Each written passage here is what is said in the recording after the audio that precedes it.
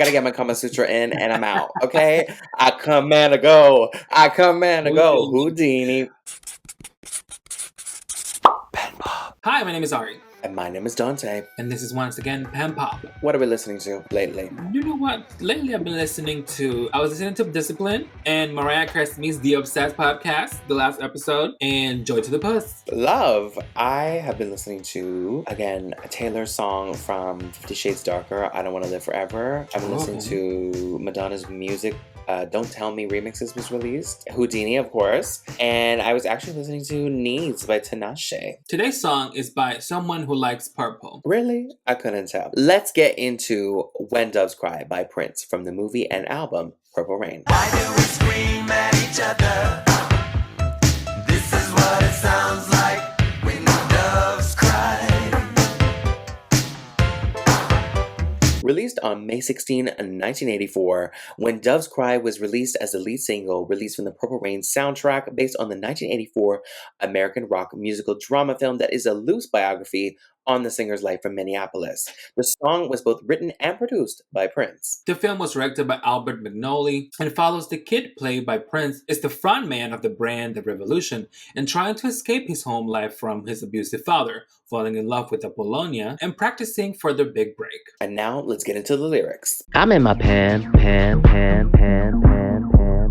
Alright, everybody, you know what the drill is. It's time to what? Get your pants out. Exactly. What are our first thoughts on When Doves Cry? All I thought was, I need a bath. I need a bath. I want the roses. I want the elegance. I want purple. I do love a bath moment. I do. I love the purple essence of it. And you know what? I thought Purple Rain was just like a song or an album that he did. Whatever. Was it an album? Me too. Yeah, it's an album. I think it's more now like the essence of who he was. Like he really just liked purple. As we can tell, it was like a lifestyle. It's like Billie Eilish and like her green hair. Like it's just I guess. Yeah, I agree. I mean, I am jealous of the girlies on TikTok who have nice other bath gadgets and such. Mm-hmm. They need to recreate that. Like honestly, obviously I knew who Prince was. Of course. I knew the song. I knew he had a song Purple Rain and When Doves Cry. But I didn't know it was a movie. I knew it was an album, but I didn't really listen to the album until now. I've watched the album. I've watched the movie. That didn't make sense. I listened to the album.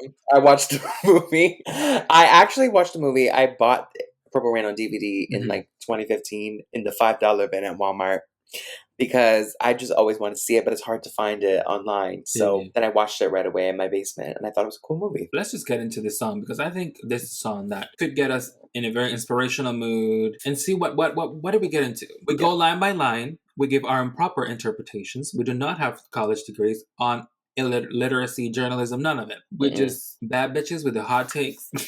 And we just want to say, we want to discover what the artists were doing during this time and what really was the motive behind these lyrics. Okay, dig if you will. Well, actually, let's talk about the instrumentation of it. So I forget to talk about that. So, like, we open, I don't even know how to describe it. It's very, like, it's drums and guitar. But it's the way he makes it sound, like, futuristic. It sounds like, I don't know how to describe it. Like, I need to listen to it for 1 second. It starts with a guitar solo, obviously. Because if it's one bitch who knows how to play guitar, it's Prince. And then the drum comes in, and I just love the synth where it's like, dun, dun, dun, dun, dun, dun, dun, dun. I don't know how to describe the drum. I don't know what kind of drum it is. But it sounds very, like, alien-esque. It's, like, bouncy. Yeah. Or muffled kind of sound. Yeah, I think that's what it is. Like, I think they put, like, an echo on it or something. Because it sounds very... Dig, if you will, the picture of you and I engaged in a kiss. You're already lost. Dig, if you will, the picture. Like, do you dig this? Like, it was almost like, picture this. Like, you and I engaged in a kiss. Yeah. Do you dig it? Like, I think that's what he's trying to say. Yeah, I mean, that's pretty much what I got, too. The sweat of your body covers me. Well. Hey, well, that's self-explanatory. Can you, my darling, can you picture this? Okay, I was right. Yeah. Picture. Dream if you can. A courtyard. An ocean of violets in bloom. Animals strike curious poses. They feel the heat between me and you. Okay, so let's go back a bit. Girl. So we got a courtyard. You're gonna fuck me up. The sort everybody covers me. Can you, my darling? Can you picture this? Can you? I guess it's saying like, can you see the world we can have? The perfection of our intertwinedness. A dream, if you can, a courtyard of ocean violets in bloom. I guess they're really pretty for him. Yeah, I Ocean like how he violet. says I like how it says an ocean instead of saying like a sea of like you see how it's kind of like courtyard is land, and then we have ocean of violets in bloom, and then we have animals strike curious poses. So it's very ethereal things he's mentioning and Yeah. very vivid imagery he's describing. And again, purple because violets are purple. So I was gonna say the purple theme, but yeah, like why picture a dream if you can a courtyard. when he says courtyard, I just imagine the courtyard from our school. And I imagine you in the learning garden just digging, Environmental award, fuck me. planting seeds. and Dream if you can a courtyard of oceans of an ocean of violets in bloom. the animals are watching them. Why are the animals here? Something here I'm not getting it. Ocean. It's like an exotic zoo or something, and maybe the animals are watching them, you know, get sweat all I over think I think themselves. what he's saying is animals strike curious. I think animal is talking about he and her. They're animals. They're Oh, humans. So they're striking different poses. Well, get the Kama Sutra up in here. strike a pose. Is that class called Kama Sutra? Yeah. The what? Kama Sutra? Kama Sutra? What's that? Isn't that the sex book with the poses? Huh? Kama What the hell is that? Sutra. I think it's what it's called. Kama Are you talking Sutra. about Playboy magazine? I have never heard of that. It's a text, includes images of both a male, female's genitalia. That was considered a description of human sexuality and offered. Kama Sutra. You know what the hell I'm talking about. It's the sex book that you show like poses and human like. Oh, okay. I think I've heard of this. So they're hitting all the poses on the Kama Sutra. The animals are striking different poses. They can feel the heat between me and you. The heat, yeah. Yeah. See how you have like almost all of the elements. You have water, earth, fire. We're just missing air. He's gonna get into it. Don't worry. No, honestly, I just interpreted it as the animals see the humans and they're mimicking them because they feel the heat between them. Okay. I don't know, but I like the Kama Sutra. Okay. That's more interesting. How can you leave me standing alone in a world that's so cold? So cold. See, there's the wind. It's kind of a one and done. She's not here to stay and cuddle. She's like, I need to Gotta go. get my It's kind of a one and done. She's not here to stay and cuddle. She's like, I need to Gotta go. get my I gotta get my Kama Sutra in and I'm out. Okay. It's kind of a one and done. She's not here to stay and cuddle. She's like, I need to Gotta go. get my I gotta get my Kama Sutra in and I'm out. Okay.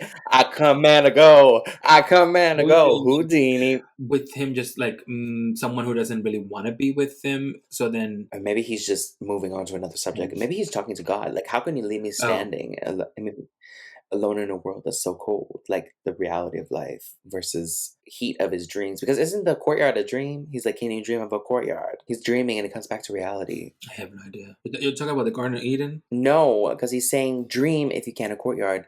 And then he's saying, how can you leave me standing alone in a world that's so cold? It's kind of like he's awakened from the dream. Sure. Of the courtyard, and now he's dealing with the realities of life. Maybe. Or maybe when you're like sexual intercourse, like you're in the dream world, and now all of a sudden you're like out of it. So yeah, like the haze is gone. Okay, that could work. Maybe I'm just too demanding. Maybe I'm just like my father, too bold. Maybe you're just like my mother. She's never satisfied. Oh, I think you're right. She was like one time, and I'm not satisfied. Yeah, she's like, listen, this is not something serious. Yeah. I'm just here. She just wanted to hit a couple poses. She wanted to do a bingo card on the Kama Sutra. Yeah, maybe he just said, I love you from the beginning, or like he said something that he shouldn't have. But I kind of feel like he's talking about something else here, but everyone should think that he's talking about his relationship. What is he talking about? I think here he's addressing like his insecurities about life, or maybe why he hasn't reached music success in the movie. Like he's on the come up with the band. He's like, why are we not? Like, what are we doing wrong? Or am I too demanding? Could be. Am I too bold? But it doesn't explain why you're just like my mother. She's never satisfied. He's not satisfied with the results. He wants to be even bigger. He wants to be a star. No, she's never satisfied. Oh, true, because maybe the label is not never satisfied with his results. Maybe they want more from him. Maybe his mother. Maybe his mother doesn't like what he's doing. She's like, yeah, I think you should have been better. I think you could have been a doctor instead of a musician. But it could be true. Like, well, yeah. Maybe I'm just too demanding, and maybe you're just like my mother. Why do we scream at each other? This is what it sounds like when doves cry. So he's using doves cry as a metaphor for their screaming at each other. And doves crying is very sentimental, very emotional, very painful. Because they're supposed to be like, they represent love and peace. And the Holy Spirit. So when a dove cries, It's not peaceful. So we sound like. And don't doves go in pairs or something? Or is that I'm pretty sure, yes. No, you're right. They pair for life. Is that it? Or is that penguins? Can we get a biologist in here? Let's search it up. Can we get what's an animal expert? Biologist. Zoologists. It's fairly common to see two mourning doves cuddling with each other. Mating pairs are monogamous and often made for life. Yeah. Sometimes used for them is turtle doves. So they only do one pairing. When they're in mourning. No, forever. When they're in mourning, they cry together. Right. But they're paired for once. Like they're only going to have one partner. It's okay. So I think what it's saying is, why do we scream each other? Why are we fighting with each other? When doves cry, basically saying like losing one another would be like very detrimental to each other. Touch, if you will, my stomach. Feel how it trembles inside. Can somebody get Prince a snack? Are you hungry? I mean, I haven't really consumed much today. My stomach's trembling a bit as well. Mine is full. You've got the butterflies all tied up. Don't make me chase you. Even doves have pride. Yeah, I think what he's saying here is that flies of like feeling, because he feels like touch my stomach, if you will. Like he's nervous, like the butterflies you get when you're with that person, and then all of a sudden she got them all confused because she's leaving. Right. They'll make me chase you. Even doves have pride. I'm a pride person, and he's a powerful person. It's a shot to his ego. Don't do that to me. And he's a dove. He's calling himself a dove because he's a loving person. Pretty much. Who wants to be monogamous. And we're going to the pre-chorus again. How could you leave me standing alone in a world so cold? Maybe I'm just too demanding. Maybe I'm just like my father, too bold. Maybe you're just like my mother. She's too satisfied. She's never satisfied. Why do we scream at each other? This is what it feels like when doves cry. And then he repeats it again. How can you leave me standing alone in a world that's so cold? Blah, blah, blah. Why do we scream at each other? This is what it sounds like when doves cry. When doves cry. And at the end, he says, don't cry. That was don't cry. So the cry. Maybe she's saying to him, don't cry. Could be. Or he could be saying to himself. Because he's calling himself a dove, and he's saying when we scream, it's like doves cry. And he's saying to himself, maybe don't cry. She's not worth it. Maybe she's not deserving for you. We're moving on. It's there closure. Will be better doves in the sea. In the air. Yes. Like plenty of fish in the sea, but plenty of doves in the air. Exactly. I get it. Yeah, that's what I Okay, figured. dearly beloveds. Let's take a break and we'll be back to discuss all things Prince. Now, dearly beloved. Hey guys, we're stopping our very own podcast for our very own fake ad until we get sponsorships. We love manifesting. Make sure to follow us on whatever social media you're on at PenPop Podcast to get notified for new episodes, because why would you miss them? Or just talk to us in general on our personal accounts at DanteDidomenico_ and at Ary Dominguez Official. And if you like what you're hearing so far, don't forget to leave us a rating or review from wherever you're listening to this podcast. And now, back to PenPop. PenPop. Okay, now that we've analyzed the lyrics, I have to get into the rollout of the song, the music video, the movie, and more. Once again, When Doves Cry was produced, sung, and written by Prince. Oh, Who's doing that today? No one. And like I said, and I'll say it again, live instruments, people playing instruments from in their tracks, is what made us love music in the first place. We went from original, music to synthetic. It's synthesized with computers, too much computer generated. It don't sound the same. We need to go back to that. And I think that's what people don't understand. Music now doesn't have the same composition because it's not authentically instrumental. You know what I mean? We don't have instrumentation anymore. It's too artificial. Too fake. So it's mostly not because people are singing that don't really play instruments in the first place. So they don't really understand what's going on. But at the end of the day, that's what original music was, right? Like singing with instruments. Yeah. So for him to do this, that's what he did. But the guitar, I'm pretty sure he knew to play the guitar. So he played that. He incorporated it in somehow in every song, right? Not all of them, I don't think, but majority of it. Mostly. Because that's what he did. Otherwise, the piano, he knew how to play tons of instruments, almost everyone that there is. Another interesting fact, apparently there's no bass line in the song, which was unusual for an 80s dance song at the time. To be honest, when I read this, I didn't really hear a difference. And I don't really see it as a dance song. I see it as just pop or rock, I guess. But I could understand why he didn't put a bass line to make it sound more cold and to emphasize isolation and betrayal. Yeah. Like the drums. It's not like a warm song. It's very cut and dry with the drums and the synths. Pretty much. It's the drums that are carrying it bass-wise.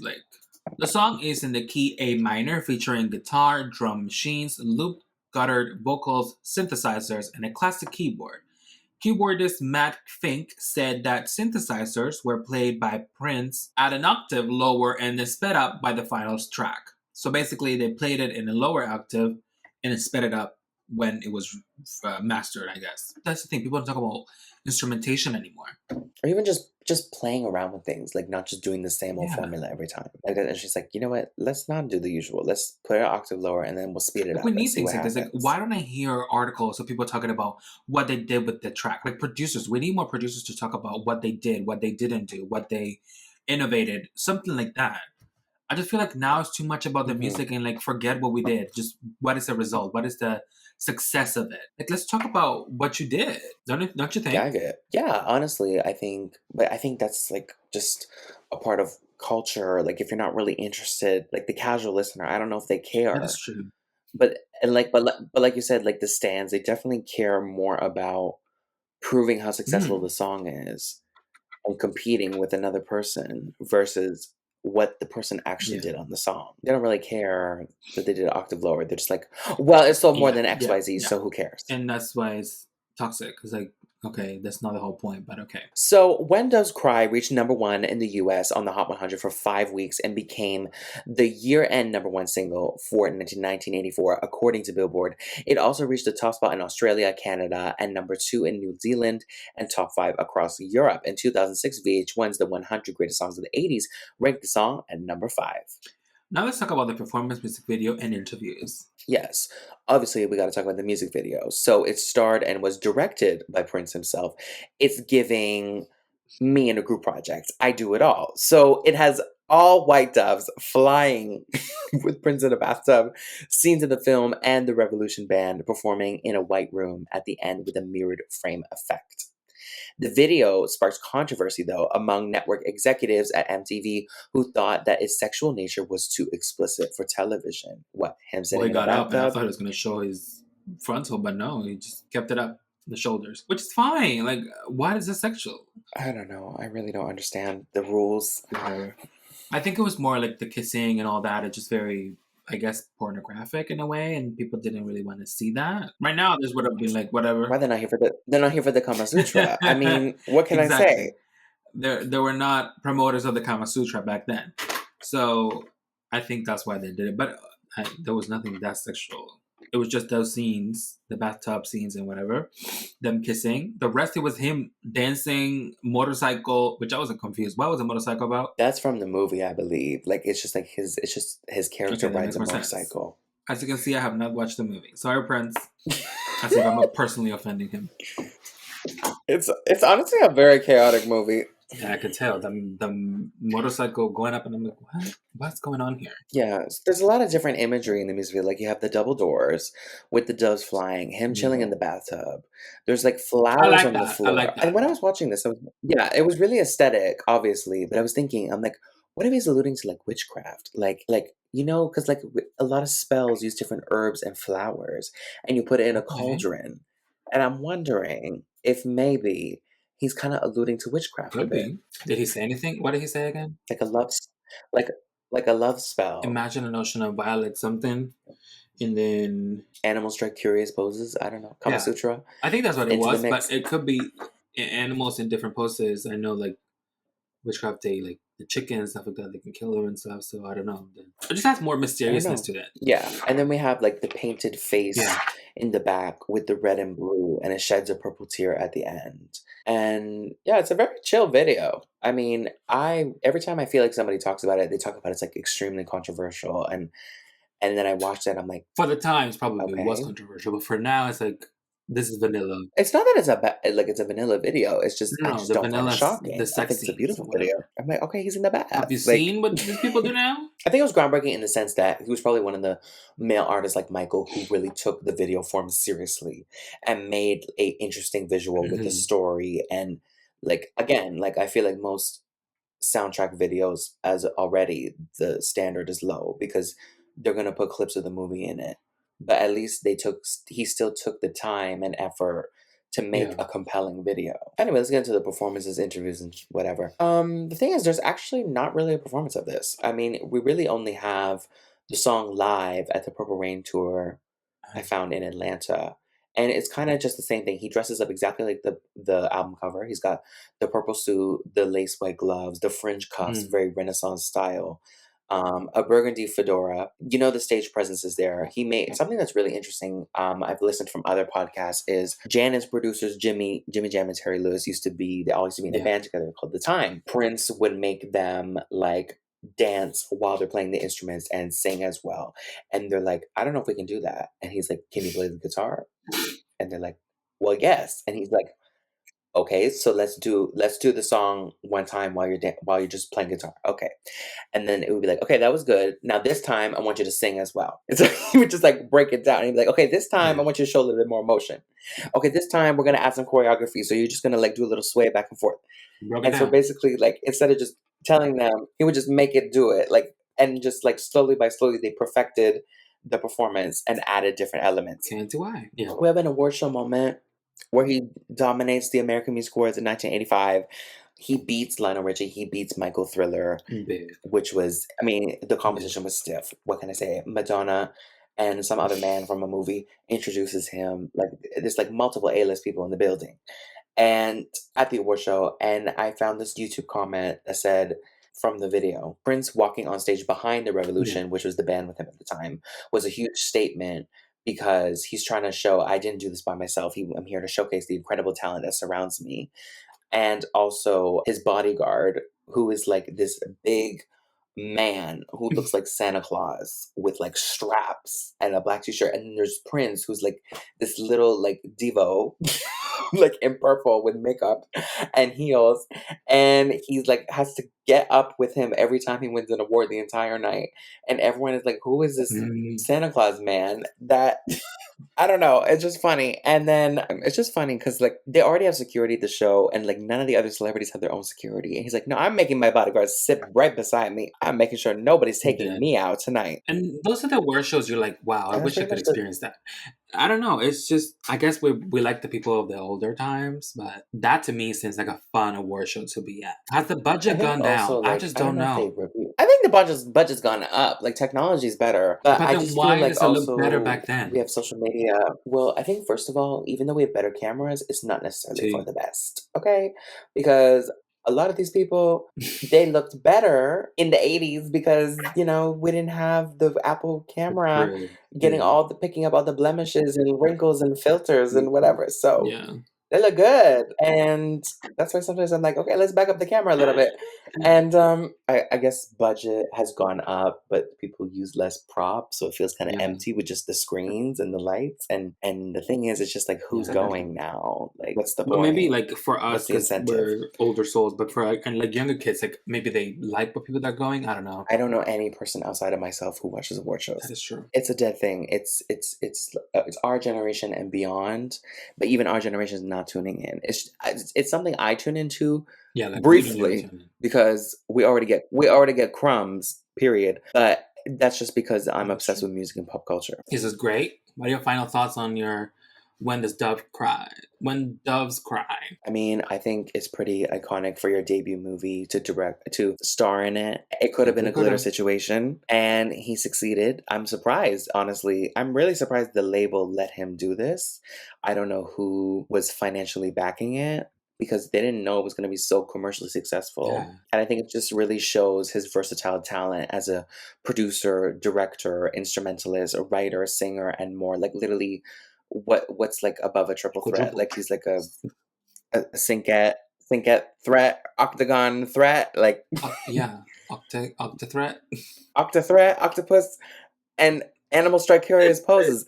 And on that note, thank you for coming on my show. Now y'all know what the doves are gonna do when y'all cry out of pain when y'all be practicing the Kama Sutra the next day going to work. So get yourself a Kama Sutra book. I think they're online. And practice while playing Doves Cry in the background with your husbands and your wives. Absolutely. And invest in some good Lush bath bombs and towel warmer and essential oil. Alrighty. Literally. See you next time. Okay, guys. Thanks for listening. Bye. PenPop is produced and edited by Ary Dominguez and Dante Domenico. Hosted by Ary Dominguez and Dante Domenico. Graphics created by Ary Dominguez and Dante Domenico. Themes music created by Ary Dominguez. Thank you to the listeners who support us. If you'd like to show your support or learn more information, visit the show notes in your podcast app. Copyright disclaimer: under Section 107 of the Copyright Act 1976, allowance is made for fair use for purposes such as criticism, comment, news reporting, teaching, scholarship, and research.